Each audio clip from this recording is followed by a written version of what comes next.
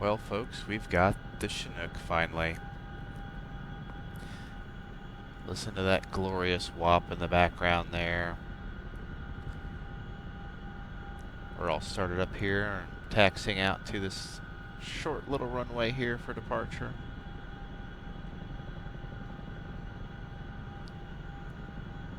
I did want to just come on here mostly to kind of show off what I'm thinking of it so far, as well as answer a couple of questions that have been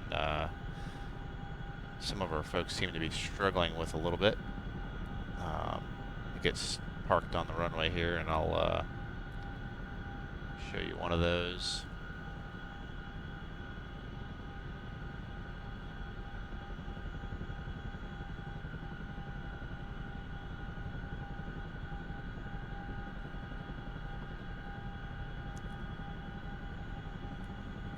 So one thing that I've always had to do with almost every module in DCS is binding the toe brakes is I always have to reverse the toe brakes, or invert the axis for the toe brakes, rather. Alright, let's ease on the power here. Come to a stop. I'm going to go ahead and turn off the swivel so we can keep those wheels straight. And one of the biggest issues that seem to be plaguing a lot of folks is the manual doesn't really tell you to turn on the flight control systems. Basically, it just says as required, but you don't really know that's what it is. So when you see the thing in the book that says system select as required, just go ahead and put that to both. If you leave this off, this thing is nearly unflyable. But with it on, as you'll see here in a moment, it is absolutely a piece of cake. Pretty awesome, actually. It's very different than any other helicopter we've got in DCS, obviously. Let's go ahead and start this up here.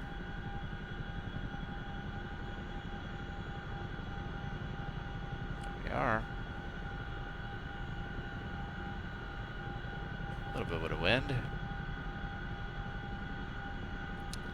The thrust lever seems to be pretty twitchy and sensitive on, at least on my X56, but not terrible.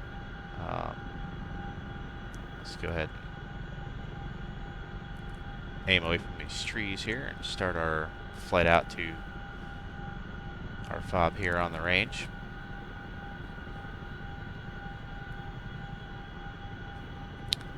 I'm not going to show you the whole flight because it's going to take a little while to get there, but I may break it up a little bit. Startup is pretty simple. If you follow the guide and kind of make your own notes and get away from the stuff that you don't need to do for DCS because it's not the real aircraft, obviously you don't have to do the make sure everything is where it's supposed to be checks, because well, everything is where it's supposed to be. It's DCS. Once you do that, let's get a little bit more altitude here.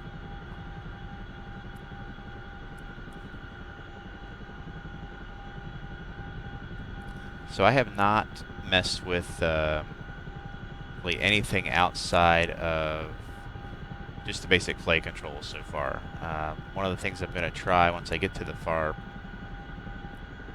is try our logistics stuff, so I can actually load troops and crates using the cargo menu, which I've already done the troops. I've got our CTLD set up to where this thing will carry a bunch of stuff as normal.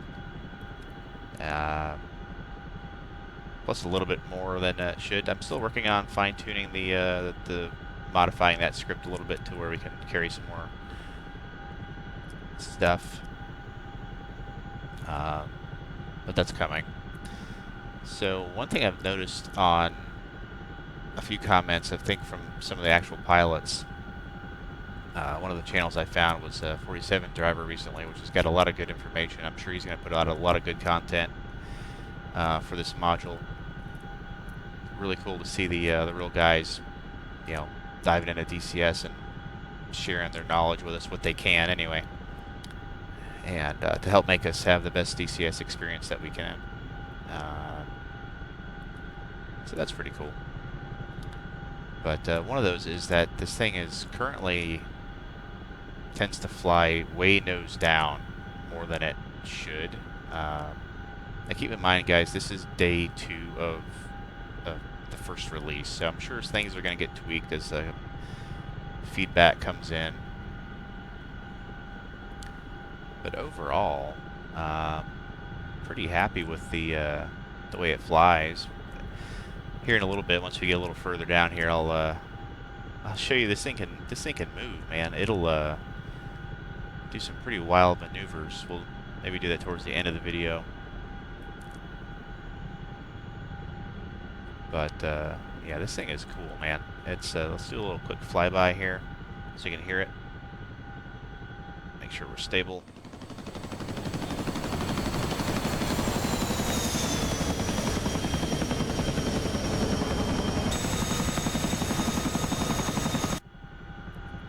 Yeah, gotta love that.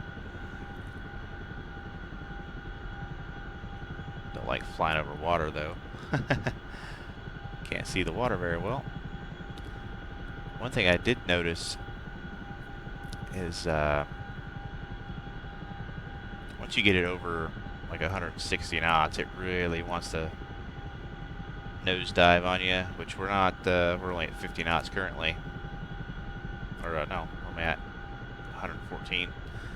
That's the torque up top there.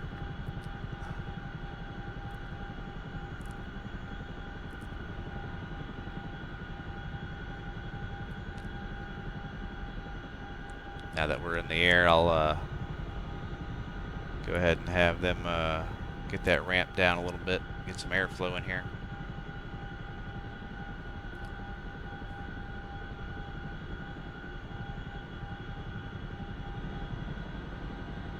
Too far down, maybe.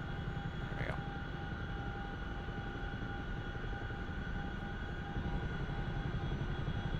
There we go.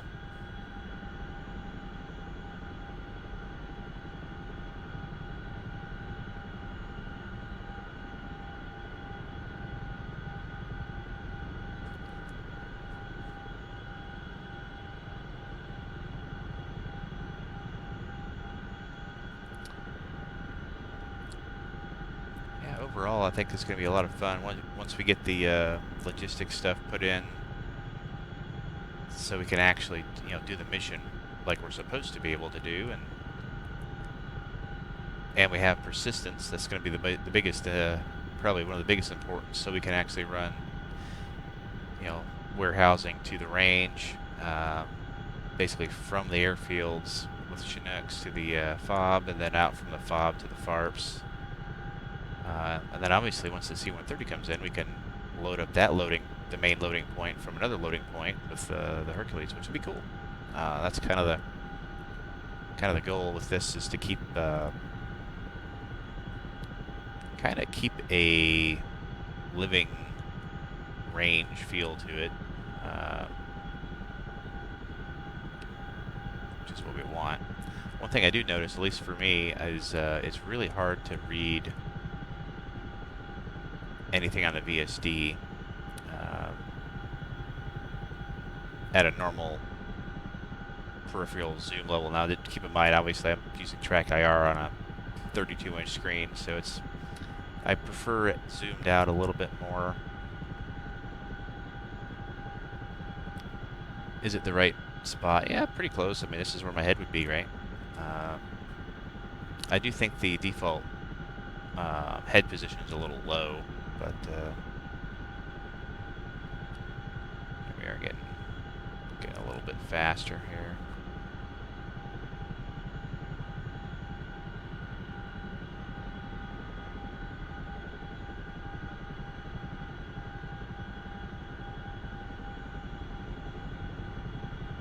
Actually, let's go down that valley over there.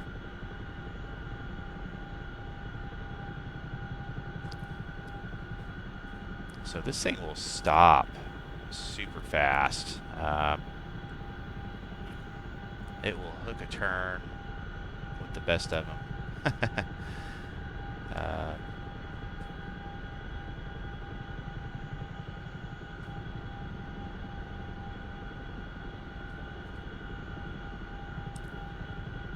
showing it off too much because I don't want to screw something up and then have to start the video over, but it will absolutely do all the stuff that you see in the the crazy demo videos that you see the real guys doing. And obviously I think that will become even easier to do once the all of the flight control systems come online and later on in the development. So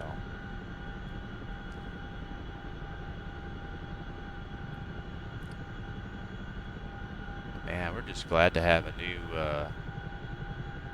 new lift helicopter that's super fun to fly, and with CTLD and working, it's you can carry a bunch of stuff. One thing I want to try yet is using the loading of the cargo functionality to load the CTLD crates, so we can carry 4 crates back there. So if you have an object that takes 4 crates, then theoretically you should be able to haul it out there in one load, which will be vastly different than what we've been doing with the Huey, one at a time.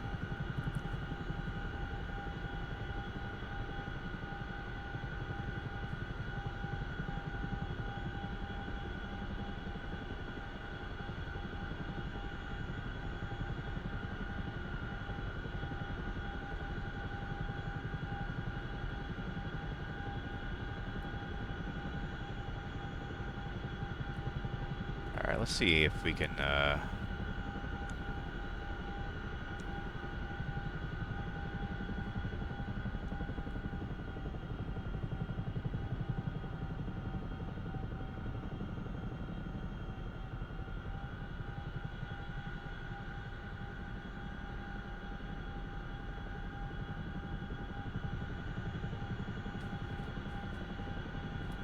so you can see this thing will stop and slow down pretty quick.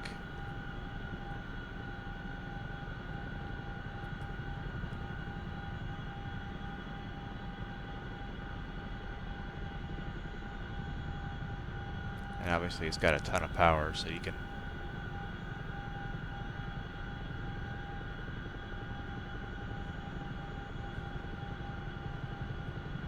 get in and out of places pretty fast, it seems. Obviously it's you gotta treat it like a big helicopter because it's a big helicopter.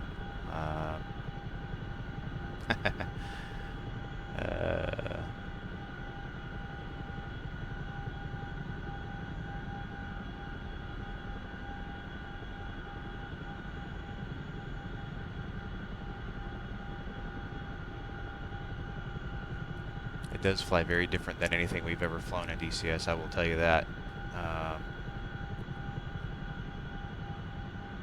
Does take in some getting used to for this old Huey guy. A lot of hours in the Huey module, so there's a lot of muscle memory I gotta fight.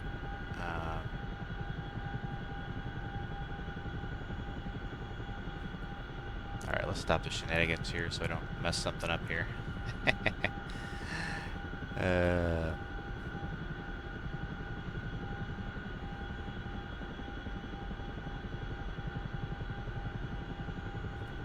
One thing I haven't really tried is the Bob AI.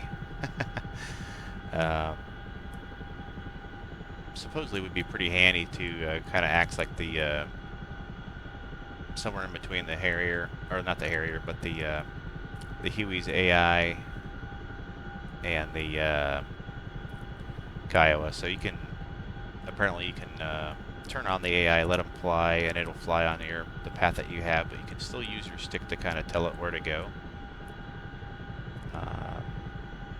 I don't have that bound yet, so I'm not gonna try that at the moment. But yeah, unless you're doing multi-crew, trying to do anything with flight planning and anything else is definitely going to be tricky to do one, solo, which is, it's not designed to be flown solo. So it's once all the systems are working and getting a flight plan plugged in, that's where it's going to shine. Obviously, you do have the, let me see if I can find it. Oh, there's the flight engineer's seat, and then the doors.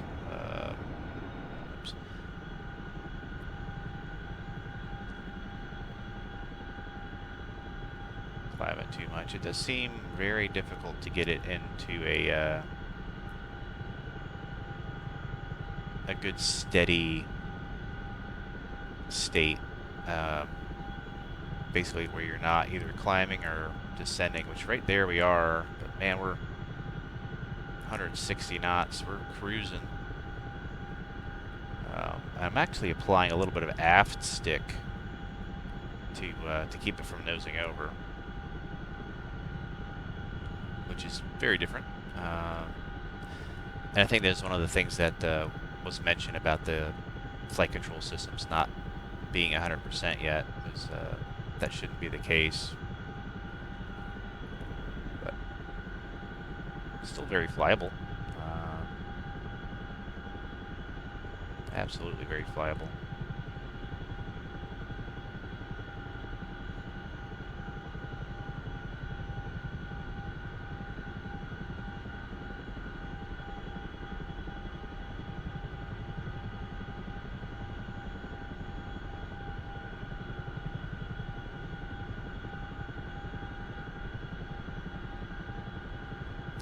It's a good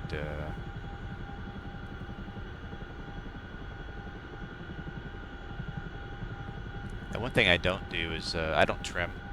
You know, I don't do it with any of my helicopters really because of the stick that I use. I got a custom floor mounted stick, so I basically just fly it all manually.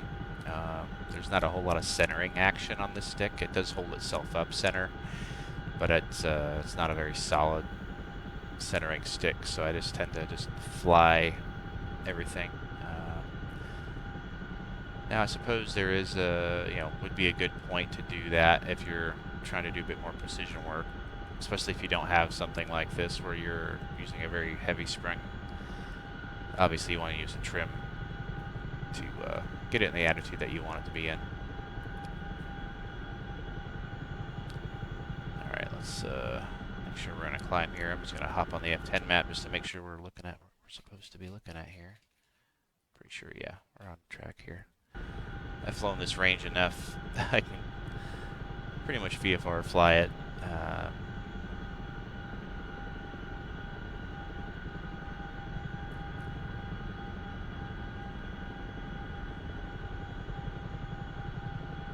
Let's take a look at the external model here and listen to this beautiful helicopter here.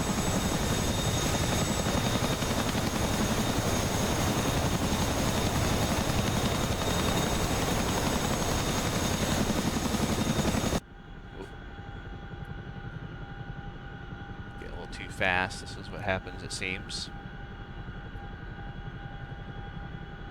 If you don't stay flying it, it does get away from you, that's helicopters in general. I normally try to get all my screenshots with the AI flying, but again, since I don't have that set up, that's not an option.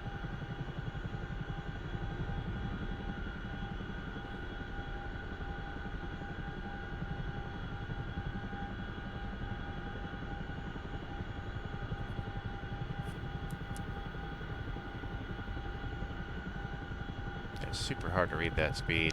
Yeah, like you can't, I mean, you can kind of tell with the color. I guess the correct zoom would be closer to this, but that's not peripheral vision.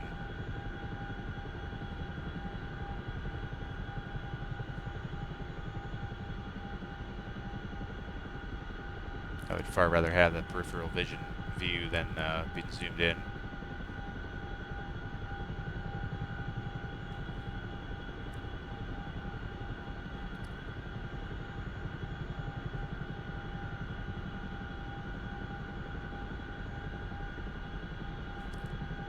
Really hard not to use the pedals as much as I'm used to.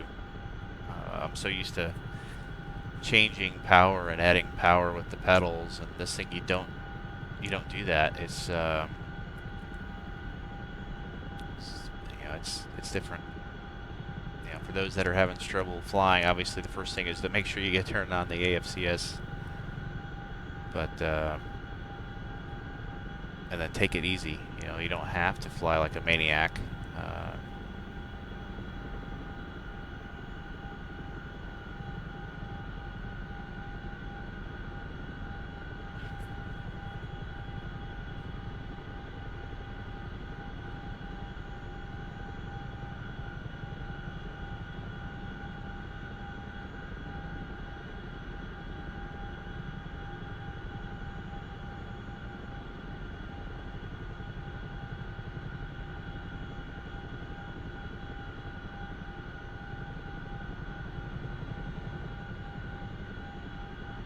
Visibility is quite nice, though. I do like the big bubble up here. You can kind of get off your side there to position for hovering, and I think obviously more precision work for the tail end would be, you know, you'd be facilitated a little bit more with the help of the flight engineer in the back telling you what's going on.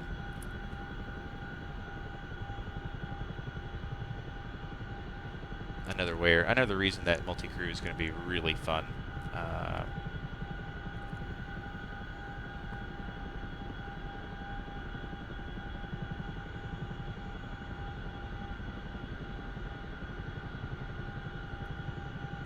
Let's do a little pop up here. I'm gonna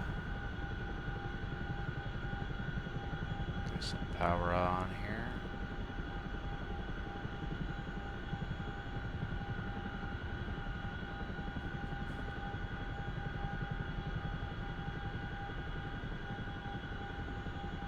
Climbs like a mad.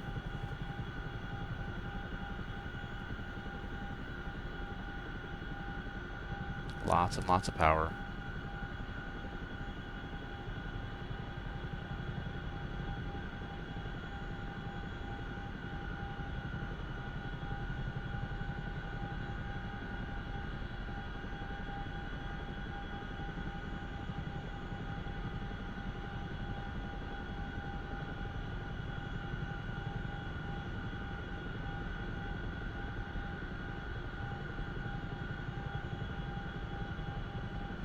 I do find myself looking at the attitude indicator a lot more to make sure I'm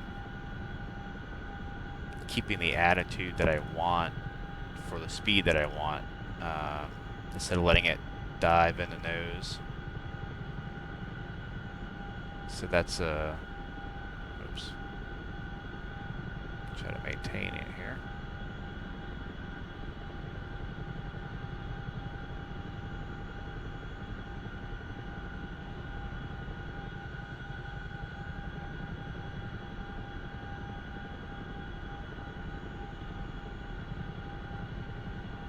I haven't done any high altitude, super high altitude stuff with it yet.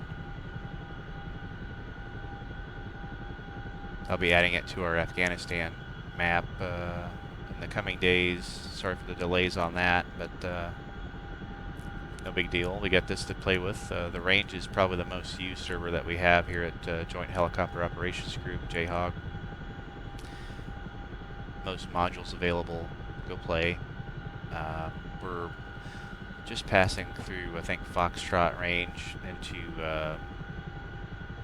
the eastern side of Echo, which is has the statics as well as some softer targets. Not currently turned on.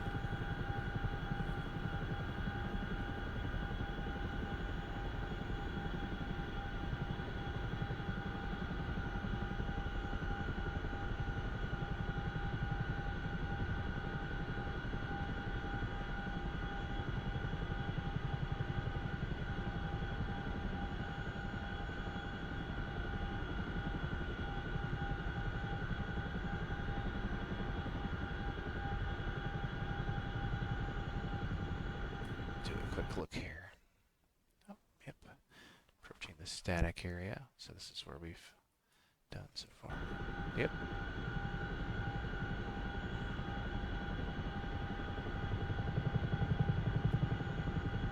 That was almost ugly. Good grief. Yeah, if you don't keep on it, man, this thing will put you in the dirt.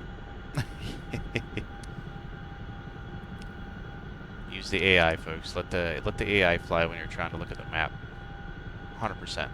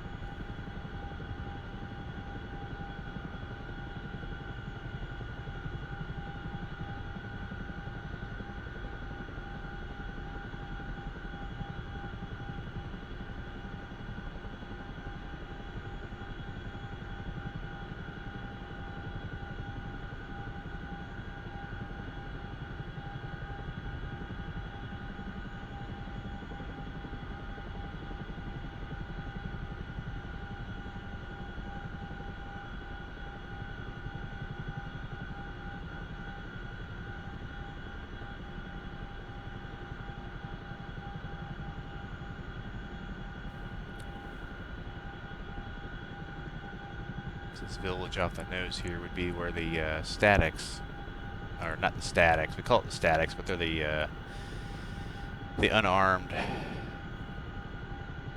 well, turned off targets. I got some more tanks in there now, but they won't shoot at you, so you can do some more weapons training without the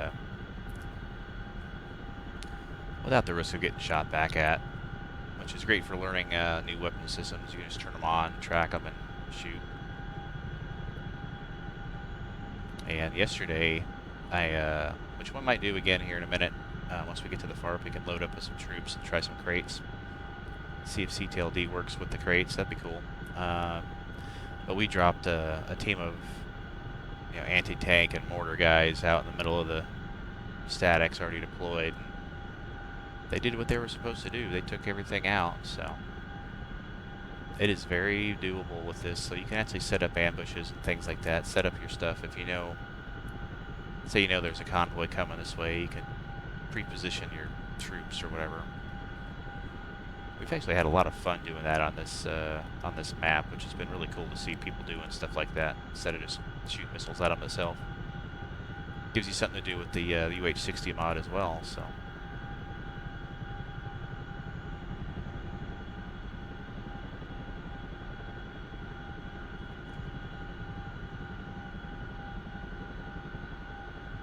Going on 30 minutes here, and we're almost out to our primary FARP, or FOB roam on the server here. Vastly quicker than the Huey.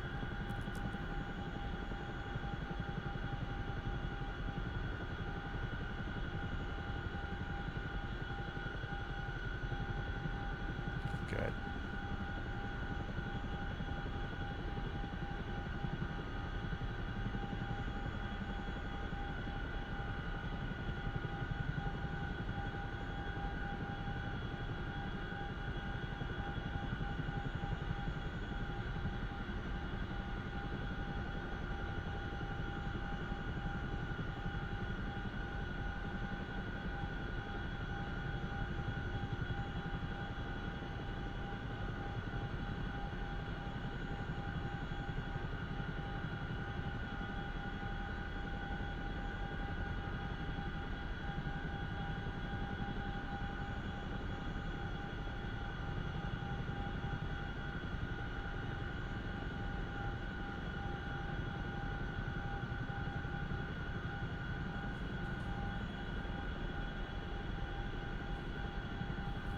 Kind of surprised nobody else is on here tonight, but it is a busy summer, so not terribly surprised.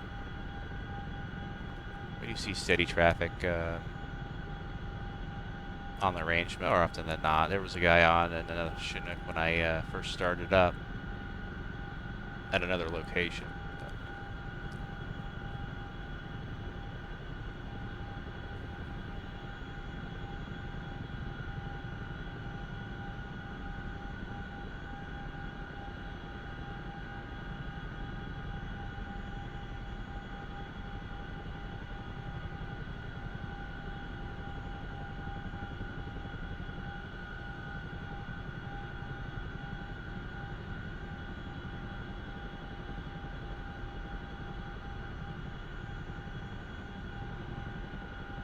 Good cruise speed here, about 80, 90 knots, yeah. It's a little slow, but it's stable. Again, it seems like once you get it over to that 150 knot range, it starts to get a little squirrely.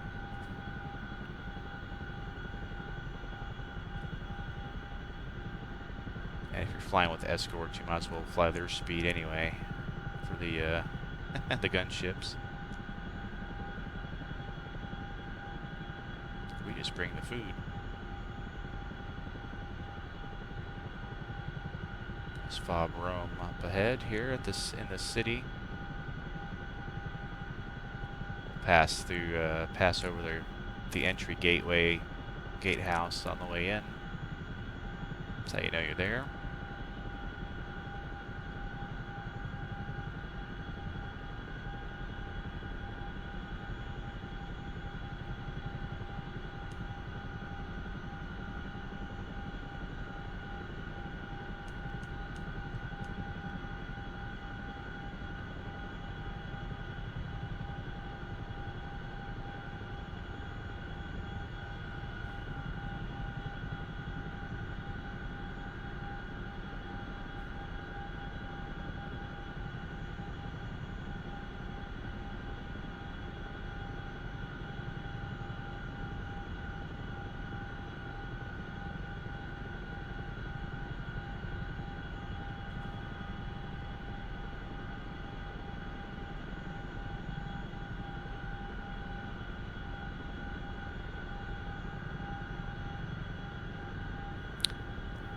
keep in mind, I also don't run any curves typically on my stick, and you can see how much I'm moving the cyclic. You know, perhaps I'm overflying it a little bit, but those are habits. It's a little habit for me is not you know, try not to use the pedals as much.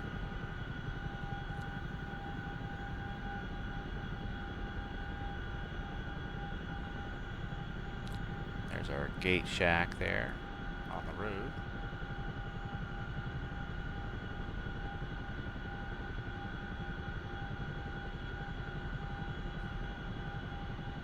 That's how you know you've entered the fob room here.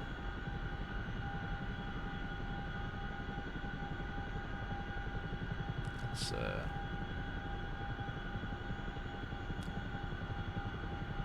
left over here back into the area where all the landing spots are, and find our logistics area so we can see if the logistic crates will load. I think they will. I don't see why they wouldn't.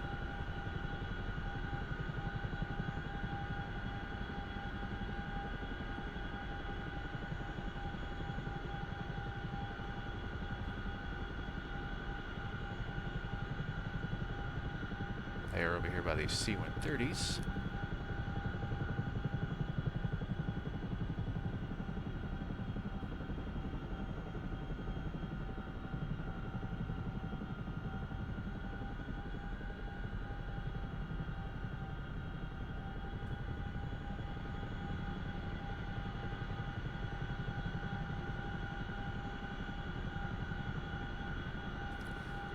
Still getting used to how it slows down. It slows down really well and quick.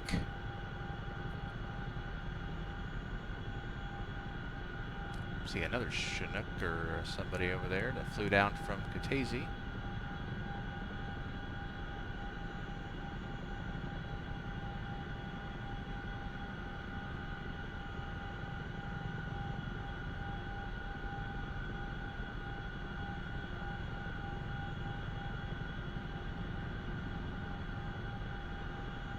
So they see me.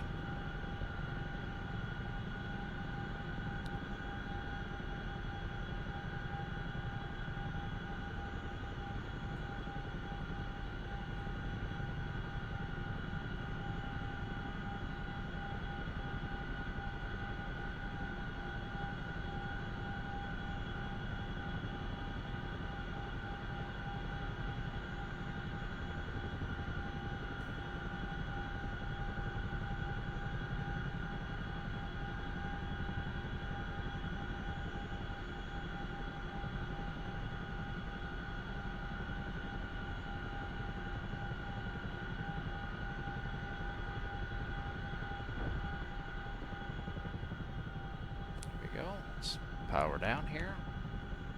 So now that we're on the ground, I can let's go back outside. Lower the ramp for you.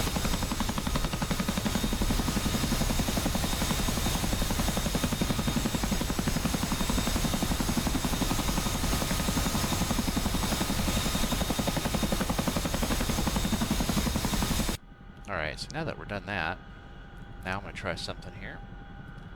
Let's go to CTLD. Sorry about the, let's do ground forces. Let's see if we can grab a Humvee tow. Has been brought out to crate wing. Okay. So there's that crate. Let's add another one.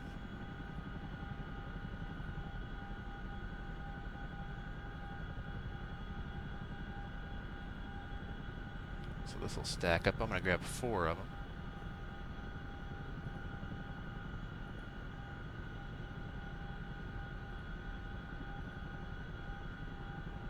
It's a little funky how that works, but you know.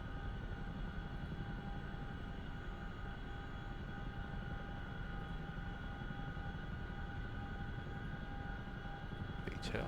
Alright, so there's 4 of those. So now, let's ground crew, rearm, refuel, and let's see if, yep, There they are. Load. Load. Load. And load. So we are at 60% fuel. We're going to leave that alone. Request rearming.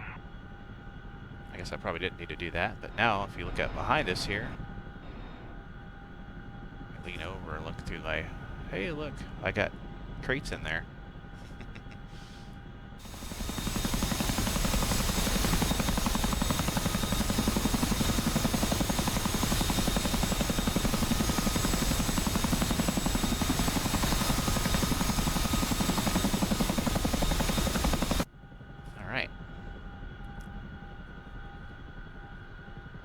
Go put that somewhere and see if they will unpack for us, which they should. Which this is going to be a major thing for us here, is to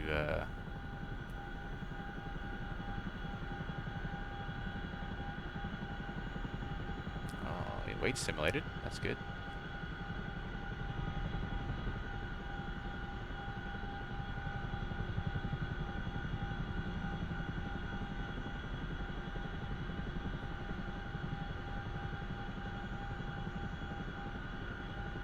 I don't have to go terribly far to test this, but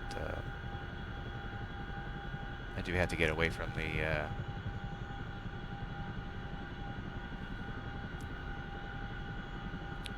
definitely feels heavier because of that, which is good.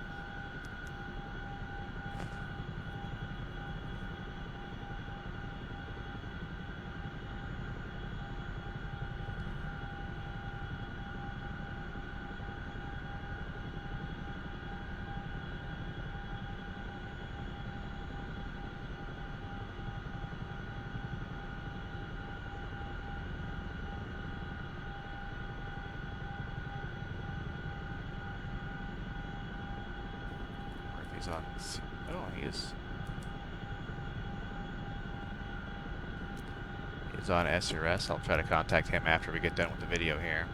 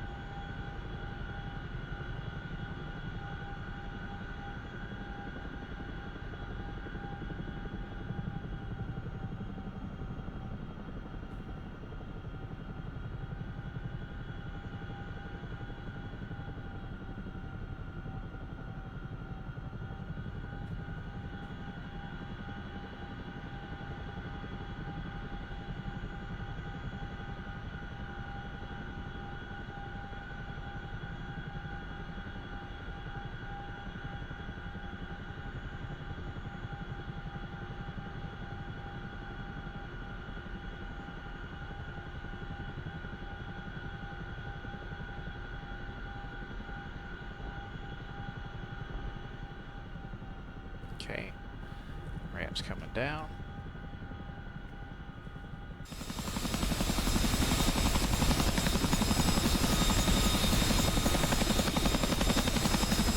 Gotta love that sound. Alright, now let's see if we can ground crew. The armor fuel. Let's go ahead and offload. Unload. Unload. Unload. Unload. Close. And those should now be behind us. Very cool. So now if I go to CTLD and do CTLD commands, unpack any crates. Oh, just deploy the Humvee to the field. Let's see. There's one.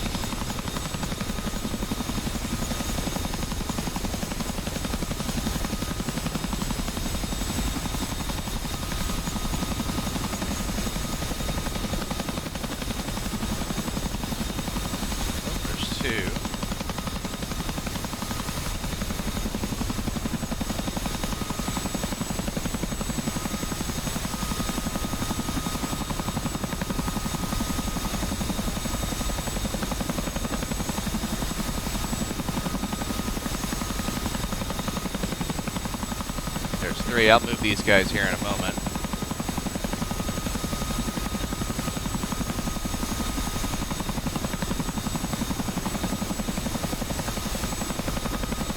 There's the fourth one. Okay, let's go on here. Let's go back to where I'm at here. And I do believe I have these set up so I can set path. Let's park you over there. Hopefully he doesn't run into the helicopter here. Oh no, my helicopter's leaving. Oh, set path. Alright, well, let's see here. One. Oh, that was weird. Alright, now.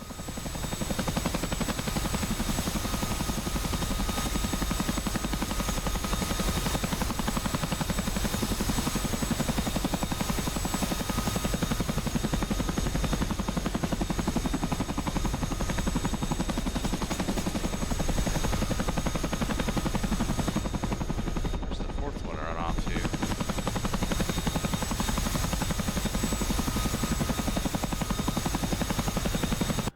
But anyway, that's yeah, that's what's going on. This is 45 minutes of Chinook action. It's probably enough for most viewers. I'll call it quits at that point. CTLD works. You can load up 4 crates. That is super cool. And yeah, I mean, this is only going to get better, guys. This the module is pretty fun, and once more stuff gets implemented, I think we're going to have a lot more fun for it. There's a lot of folks complaining about, oh, there's no use for it. Well, you just saw I just put 4 new trucks on the battlefield. Like, you know, that's it's doing something. So that's pretty cool, guys. Anyway, hope you're having fun. Let me know what you think down in the comments, what you have so far on the Chinook, and what your thoughts are, and what you'd like to see from it. Have a good one.